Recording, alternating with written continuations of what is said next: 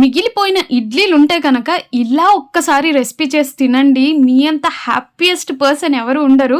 చిన్న పిల్లలే కాదండి, మీరు కూడా చాలా హ్యాపీగా తింటారు. ఈ రెసిపీ పేరు వచ్చేసి ఇడ్లీ ఉప్మా. నాకైతే చాలా ఫేవరెట్.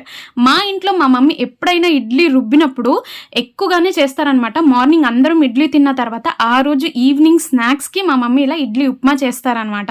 అందుకే కొద్దిగా ఎక్కువగానే ఉంచుతారు ఇడ్లీ చేసినప్పుడు. చూడండి, ఇడ్లీలు ఇలా పొడి పొడి చేసుకొని పక్కన పెట్టేయండి. ఓకేనా. నెక్స్ట్ ఒక బాండిలో తగినంతగా నూనెను వేసుకోండి. ఇందులోనే ఇప్పుడు మనము ఆవాలు జీలకర్ర, ఫస్ట్ ఆవాలు జీలకర్ర కొద్దిగా చిటపట అయిన తర్వాత ఇక్కడ మెయిన్ ప్రాసెస్ అండి.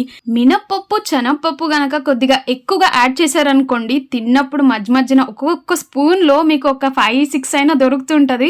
తిన్నప్పుడు కట్రూమ్ అనుకుంటా అబ్బా ఎలా ఉంటుంది తెలుసా. కానీ పళ్ళు స్ట్రాంగ్ ఉన్న వాళ్ళు ఇలా ట్రై చేయండి, లేదంటే కొద్దిగా తగ్గించుకోండి. ఇప్పుడు స్క్రీన్ మీద ఏదైతే చూపిస్తున్నానో వీటన్నిటిని మేము ఇప్పుడు యాడ్ చేస్తున్నాము. కాకపోతే ఇక్కడ ఇంకో ఇంపార్టెంట్ ఏంటి తెలుసా, ఉల్లిపాయలు అనేది ఎక్కువ ఉంటే, అంటే ఎంత ఎక్కువ ఉంటే రెసిపీ అంత బాగా వస్తుంది అనమాట. నేను కూడా అంతే అండి, మా మమ్మీకి ఎక్కువ చెప్తుంటాను ఉల్లిపాయలు ఎక్కువ వేయి మమ్మీ, ఎక్కువ వేయి. మా మమ్మీ అసలే ఎక్కువ వేస్తుంటారు, నేను ఇంకా ఎక్కువ వేయమని చెప్తాను. ఎందుకంటే తిన్నప్పుడు ఆ ఉల్లిపాయలు తగులుతుంటే చాలా టేస్ట్గా ఉంటుంది. ఇంకా మెయిన్ ఒకటి ఉంది ఏంటంటే, ఉల్లిపాయల్ని మీరు అసలు ఎక్కువగా వేపకూడదు అనమాట. లైట్గా పచ్చిదనం ఉంటే తిన్నప్పుడు అది కూడా కొద్దిగా కరకరలాడుతూ చాలా బాగుంటుంది. నేనేం చేస్తున్నా అంటే, కొద్దిగా ఉల్లిపాయలు ఉడకాలని చెప్పేసి లైట్గా ఉప్పు వేస్తున్నా.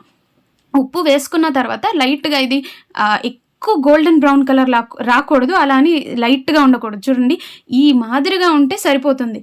ఈ టైప్కి వచ్చేసిన తర్వాత ఇంకా మీ ప్రాసెస్ ఇక్కడికి అయిపోయినట్టే, చాలా ఈజీ. చూడండి, ఇలా పొడి పొడి అయిన ఇడ్లీని ఇలాంటప్పుడు వేసుకోండి.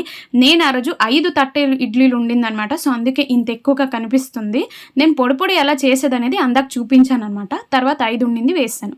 రుచికి తగినంతగా ఉప్పు, అలాగే కొత్తిమీర ఉంటే వేసుకోండి, లేకపోతే మీ ఇష్టం లేదు. సో ఇలాంటప్పుడు ఒక్కసారి మిక్స్ చేసి స్టవ్ ఆఫ్ చేసేయండి. మీరు చేసినప్పుడు చాలా ఈజీ, అంతే మరి అయిపోయింది. ఇంట్లో చేసేయండి, తినేయండి. రెసిపీ ఎలా అనిపించింది అనేది కామెంట్ చేయండి.